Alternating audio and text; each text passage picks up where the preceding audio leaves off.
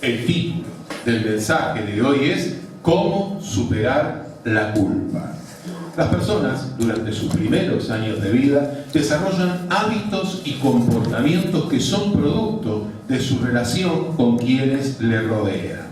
Hay reglas y normas que se incorporan inconscientemente, que pasan a ser la forma de ser y pensar a lo largo de la vida. El problema es que muchas de estas normas aprendidas en la infancia son exigencias, por ejemplo, exageradas sobre la limpieza, la rapidez para hacer algo o el hábito de hacerlo en forma competitiva. En ocasiones, algunos de los adultos que participaron en la educación de una criatura han usado alguna frase como esta: si no haces esto, mamá te deja de amar. Una cosa es no aprobar una conducta mala, inapropiada, y otra cosa es plantearle a una criatura que se la va a dejar de amar si no hace lo que se le pidió. Lo grave es que cuando estas normas o mandatos son transgredidos, la persona se siente culpable y con la necesidad de corregir lo que supone fue un error en su comportamiento. El sentimiento de culpa es inconsciente. Entonces, cuando la persona no cumple alguna de estas reglas o mandatos que se incorporaron, la persona suele experimentar que su autoestima es afectada y desea entonces reparar este supuesto error. Por otro lado, es importante destacar que hay normas de vida que son sanas y son sanadoras. Cuando se transgreden estas normas, se suele experimentar tristeza, lo cual puede conducir a un cambio de actitud. Pablo en la carta a los Corintios se refirió a la tristeza según Dios y a la tristeza que produce practicar el mal en este mundo. En 2 Corintios 7:10 dijo: la tristeza que es según Dios produce arrepentimiento, la disposición a cambiar de actitud para salvación. Pero la tristeza del mundo produce muerte. La tristeza a la que se refiere Pablo la podemos asociar a la tristeza que produce la culpa. Con relación a esto podemos identificar dos tipos de culpa. Un tipo de culpa es reparadora, dado que produce arrepentimiento, es decir, produce la disposición a cambiar de actitud.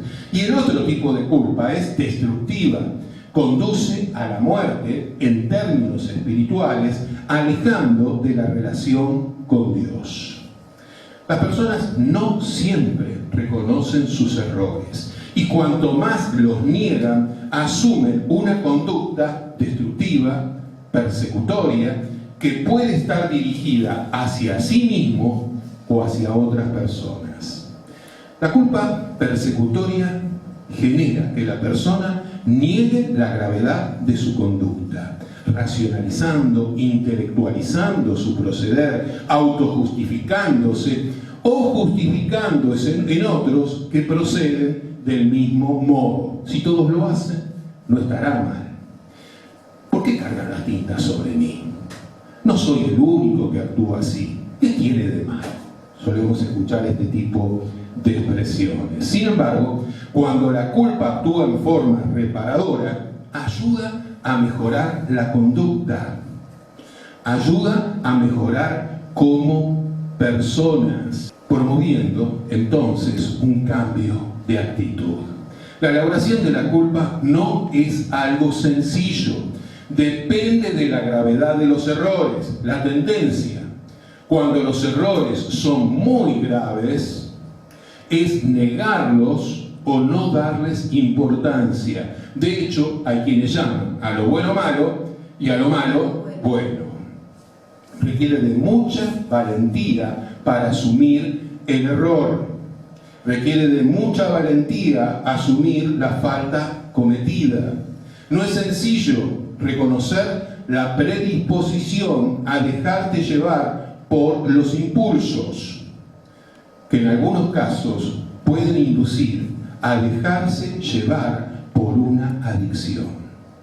Del mismo modo, para algunas personas no es sencillo poner un límite a contestaciones inadecuadas o a actos de violencia contra sí mismos u otras personas.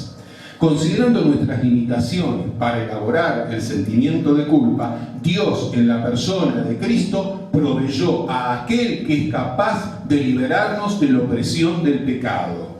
Una lectura adecuada de la Biblia puede ayudar a descubrir cómo superar la culpa destructiva y a elaborar la culpa en forma sana y sanadora.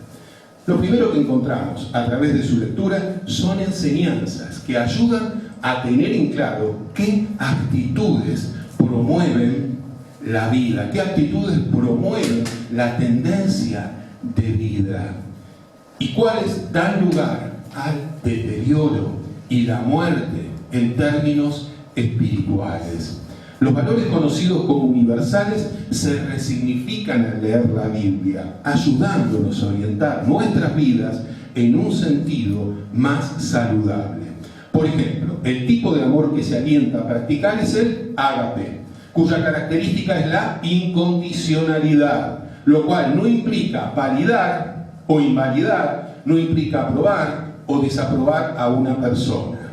Dios se caracteriza por expresar este tipo de amor, por su incondicionalidad, al amar a todas sus criaturas. Como fue dicho, el amar no implica aprobar o desaprobar. El amar implica darse a sí mismo, planteando límites claros.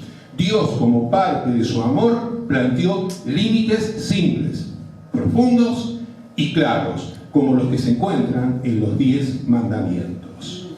En Éxodo 20, versículos 1 al 17, Dios expresó solo 10 límites, los cuales son claros y precisos. Estos límites son: no hacerse imágenes de Dios, no inclinarse ante ellas, no pronunciar su nombre en vano, guardar un día de reposo en la semana para dedicárselo a Él, a las cuestiones espirituales, honrar a los padres, no matar, no cometer adulterio, no hurtar, no levantar falso testimonio contra otras personas, no codiciar los bienes ajenos.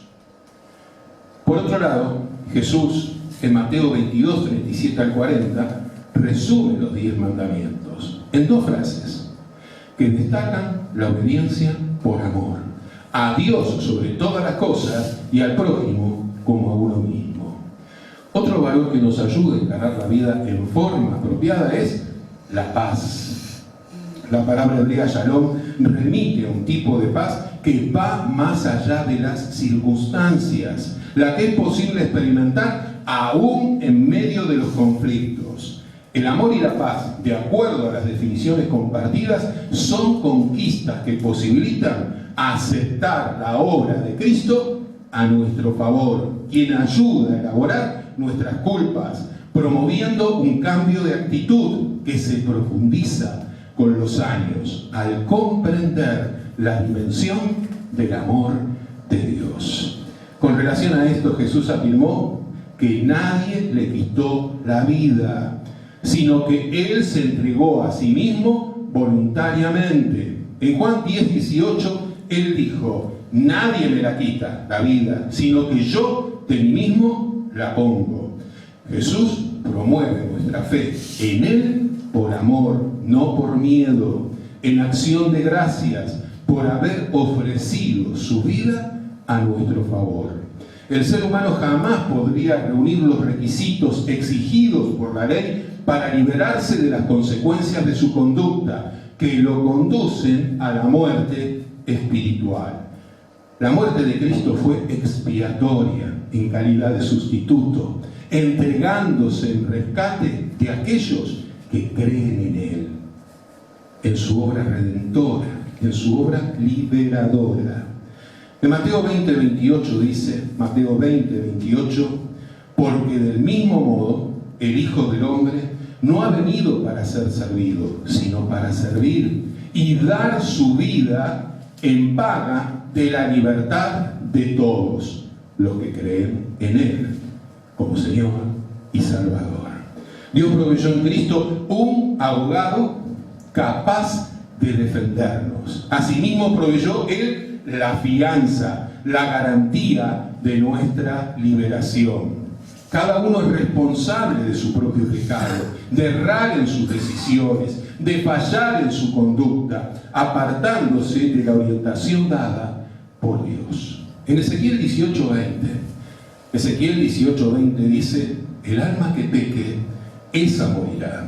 El hijo no cargará con la iniquidad, la maldad del padre, ni el padre cargará con la iniquidad, la maldad del hijo. La justicia del justo será sobre él, y la maldad del impío, del que practica el mal, será sobre él. Reconocer nuestras faltas no tiene como propósito que alimentemos culpas, ni tampoco es para que busquemos la forma de justificar nuestros errores. El apóstol Pablo destacó que el propósito de reconocer la obra redentora de Cristo es para reconciliarnos con Dios, liberándonos de la carga de la culpa, saldando nuestra deuda ante Él, proveyéndonos la fortaleza necesaria para no perseverar en el pecado. Por otro lado, Juan afirmó que a partir de la fe en la obra redentora de Cristo, ya no practicamos el pecado. Ya no es un hábito en nuestras vidas.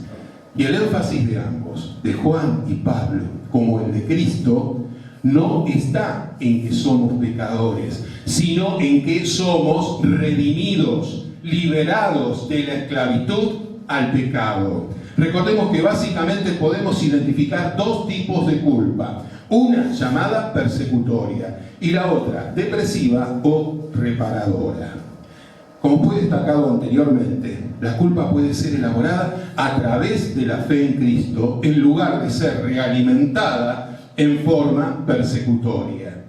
Como nuestra intención es favorecer la salud espiritual, psíquica y física de las personas, vamos a profundizar un poco más sobre la comprensión de cómo actúa la culpa, para evitar un abordaje que agrave el estado de una persona que experimenta culpa.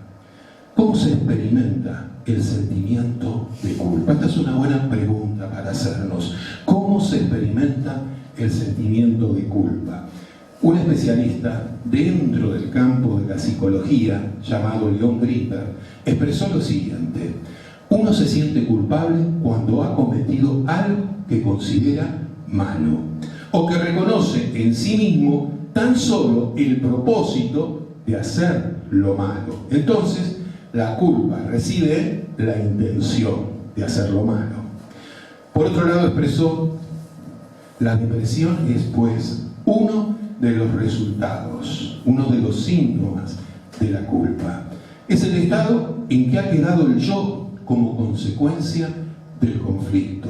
A medida que el instinto de vida se afirma, determina una real transformación del sentimiento de culpa, operándose una sustitución de sus componentes persecutorios por los depresivos o reparadores. Esta transformación se realiza en forma gradual y progresiva. En la culpa persecutoria se confunden el pasado y el presente. Las principales emociones son resentimiento, dolor, desesperación, temor y autorreproches. En la culpa depresiva, en cambio, la culpa reparadora, existe discriminación entre pasado y presente, y hay también perspectiva y futuro. Los sentimientos más importantes de la culpa depresiva o reparadora son la preocupación por el objeto y por el yo, la pena, la nostalgia y la responsabilidad, y se encuentra bajo el dominio del instinto de vida. Retomando lo dicho, la obra de Cristo a nuestro favor hace posible elaborar la culpa en forma reparadora. Jesús, como Cordero sin mancha, se dio a sí mismo voluntariamente. Cristo entregó su vida como sustituto en lugar de aquellos que creen en Él.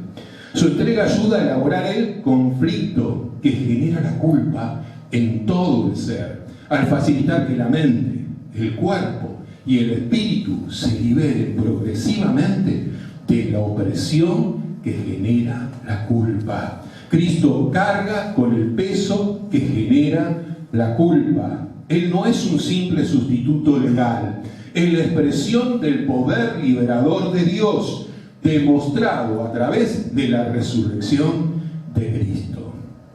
La fe en el Dios que se da a conocer a través de la Biblia no se funda en actos religiosos meramente repetitivos y compulsivos, meramente rituales. Por definición, la religión es el esfuerzo por alcanzar a Dios y poco tiene que ver con la experiencia de fe. La fe proviene de Dios, es el movimiento de Dios hacia el hombre, la cual hace posible la comunión con Él. La fe no es una experiencia esotérica, no hay hermetismo ni exclusivismos. La fe es una experiencia personal que acerca a Dios y a nuestros semejantes. De hecho, Dios toma la iniciativa para acercarse a nosotros. Dios provee la oportunidad de reconciliarnos con Él.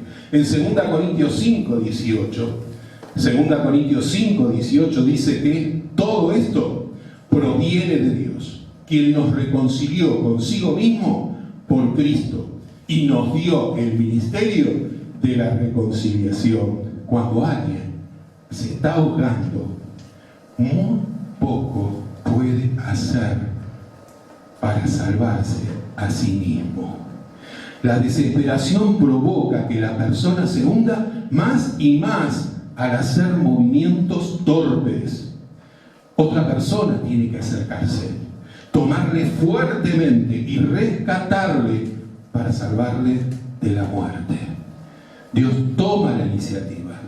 Él se acerca a quienes se están hundiendo en una vida sin propósito, errada y vacía, sin tomar en cuenta sus enseñanzas, y les toma fuertemente para darles vida abundante y eterna. Su reconciliación con Dios no depende de sus buenas obras. No haga movimientos desesperados. Se va a hundir más y más. Su reconciliación con Dios depende de su fe depositada en forma genuina en Jesús como Señor y Salvador. Permita que Dios tome fuertemente su mano, tómese de Él y permita que Él le rescate de su situación y lo ayude a dar sentido a su vida. Así como costó comprender que somos seres psicosomáticos, aún cuesta comprender que somos seres psicosomáticos espirituales. Somos seres psicosomáticos espirituales. Con relación a esto, Pablo, en 1 Tesalonicenses 5:23 dijo: y el mismo Dios de paz lo santifique por completo, y todo su ser, espíritu, mente y cuerpo, sea hallado irreprensible, sin reproche de parte de Dios. Dios puede sanarnos en forma integral. Solo Dios puede sanarnos espiritualmente. Él desea que experimentemos cambios profundos en todo nuestro ser. Aquellos que experimentamos la fe, podemos afirmar que es un hecho simple y profundo, que da una perspectiva de vida más amplia y enriquecedora. No todos los fenómenos humanos son observables a simple vista. Los fenómenos relacionados con los procesos mentales no son fáciles de comprender, pero son una realidad. Del mismo modo, los fenómenos ligados a lo espiritual son una realidad, aunque no sean tangibles, aunque no los podamos tocar con nuestras propias manos. La obra de Cristo, al haber dado su vida por aquellos que creen en Él, ayuda a elaborar la culpa, dando lugar a cambios profundos de actitud. El ser humano, al aceptar su debilidad, al reconocer sus bajos deseos y encontrar en Cristo aquel que lo libera de su carga, puede elaborar su culpa asumiendo sus errores. La culpa puede ser elaborada a través de la fe en Cristo, en forma reparadora, en lugar de ser realimentada en forma persecutoria. La fe en Cristo da lugar al arrepentimiento, a un cambio profundo de actitud, promoviendo una conducta reparadora y saludable. Amén. Oremos. Señor, gracias por tu palabra. Gracias, Señor, porque tú haces posible superar el sentimiento de culpa. Gracias, Señor, porque tú trabajas en nosotros desde pequeños. Y aunque hayamos recibido alguna orientación inadecuada que nos llevó a experimentar un tipo de culpa que es persecutoria, que trae baja autoestima y que genera muchas veces que las personas no se valoren a sí mismas y siempre se cuestionen lo que están haciendo, gracias, porque tú un día viniste a este mundo y dejaste un mensaje muy claro para ayudarnos a superarnos como personas, para ayudarnos a comprender qué es esa tristeza que en algunos momentos experimentamos. Gracias, Padre, porque al aceptar a Jesús como nuestro Señor y Salvador, la tristeza que experimentamos al estar relacionados contigo es una tristeza que nos ayuda a comprender nuestros errores y a repararlos. En cambio, cuando las personas no te dan lugar a ti, esa tristeza se profundiza y muchos niegan sus errores, no aceptan que se han equivocado en aquellas cosas que están haciendo y la culpa persecutoria los carcome por lo bajo, muy adentro y muchas veces sin darse cuenta. Gracias, Padre, porque al tener a Cristo como nuestro Señor y Salvador, un día, Padre, pudimos experimentar como tú nos ayudaste a superar la pesada carga del pecado. Tú un día nos ayudaste a comprender la importancia de pedirte perdón y arrepentirnos, cambiando de actitud en aquellas cosas que fue necesario. Y de esta manera pudimos ir superando ese sentimiento de culpa. Te alabamos y te bendecimos por tu obra poderosa en Cristo Jesús, Señor nuestro. Amén y amén.